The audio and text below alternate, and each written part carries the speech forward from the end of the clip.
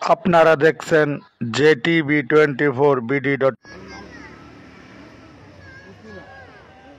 ওনারে গতকালকে আরেক ডাক্তার বলছে যে এখানে সিজার করানোর জন্য জরুরি ইমার্জেন্সিতে এখানে সিজার করাবে।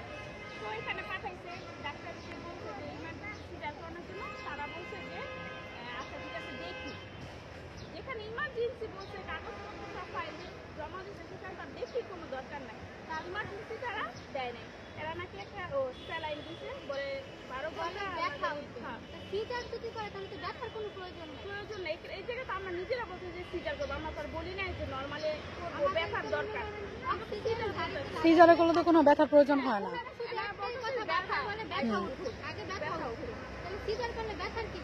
তারপরে মনে করেন এরে ধরলো না, সারা রাত পার করে দিল, সকালবেলা সিজার রুমে ঢুকাইলো, ঢুকাইয়া সিজার করাইলো। বাচ্চাটারে দেখলে বলবেন যে ওরা কি কষ্ট, মানুষ ব্যবহার একটা জানোয়ার।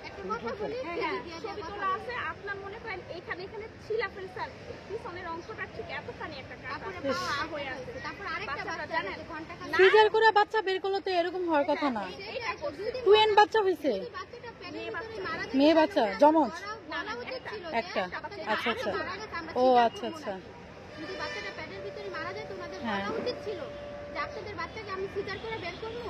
কেন না একটা মরা বাচ্চা আমরা কেন সিজার করে বের করতে যাবো? এটা আমরা নরমালি বের করতে পারতাম। হ্যাঁ হ্যাঁ রাইট। বাচ্চা কয়টা? দুইটা না, বাচ্চা একটা, মানে আমাদের একটা বাচ্চা আরেকটা সিজার করতে, আরেকটা মানে ওই বাচ্চার পরে আরেকটা বাচ্চা সিজার করতে, ওই বাচ্চার মনে করেন এই সাইড দিয়ে তারপর ওনারা মরা বাচ্চাটা নিয়ে এসে আমাদেরকে বলে এটা নিয়ে বাসায় যান, নিয়ে মাটি দিয়ে দেন বাচ্চা। এই বাচ্চাটা তারপর আমরা মনে করেন তারপর আমরা বাচ্চাটাকে বাঁচানো মাথায় দেখি এটা ঘটনা কখন ঘটছে? 10টা সকাল 10টা।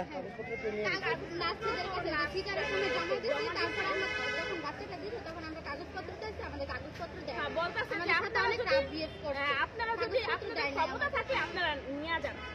অনেক বাজে ব্যবহার করছে আমাদের কোনো ব্যবহার কাগজপত্র বাদে যদি ওরা বলে যে কাগজপত্র দেয় না, তো কাগজপত্র বাদে তো ভর্তি হয় না রুগী। আর রুগী তো মনে করেন কাগজপত্র বাদে ওরা সিজারও করবে না। আমরা তো কাগজপত্র নিয়ে আসছি। আর যে বাচ্চাদের কাটতে নিছে এমন ভাবে কাটেন, হ্যাঁ এমন ভাবে যে আরেকটা বাচ্চা দেখলে বলবেন যে ওই বাচ্চাটা যে কাটতে বলে নাই, ওনারা বলে নাই। মহিলা কাকু কোলে নিছে, তো কোলে নিছে সাবান রক্ত বের হইতেছে, রক্ত বের হয়ে গেল।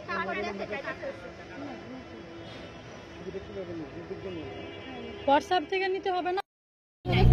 তারপর ওনারা আমাদের বলতেছে যে আপনাদের বাচ্চা ডেট, আপনারা বাসা নিয়ে মাটি দিয়ে ফেলেন।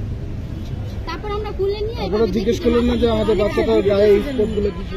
এটা কোনো সমস্যা না, এটা আপনাদের বাচ্চা তো মারা গেছে, এটা কোনো সমস্যা না। এই কথা বলছে। আচ্ছা, যে এটা কোনো সমস্যা না, আপনাদের বাচ্চা তো মারাই গেছে, এটা বাসায় নিয়ে মাটি দিয়ে ফেলান। মারা গেছে জমিনা নিচে, বাচ্চারা খপ্ত হলো কেন? আর এটা আমারটা হয়েছে ওই বাচ্চারা এখান দেওয়া হলো কেন? এরকম তো সবাই কাজ করবে, এখান থেকে কাজ করবে। ওটা সরাবেন কিভাবে? সারা তো টাইম থাকবে না, আপনি রাখবেন না, আপনি পারাবেন না। আরে আপনি পারালে জায়গা পাবেন না, আপনি কাজ সরালে যে কাজ আপনারা করতেছেন ওরা কোনো জায়গা পাবেন না, আপনি সরাবেন। আমার বুঝতে পারা, আমি মা, আমার মা কাছে আমার বুঝতে আমাকে হবে। ভিডিও চলবে।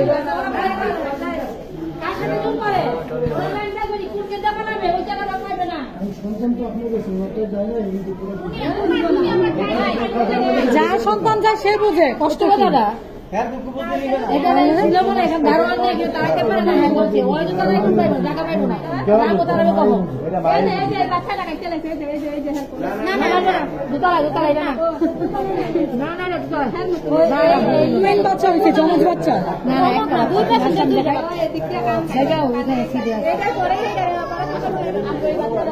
এই বাচ্চাটা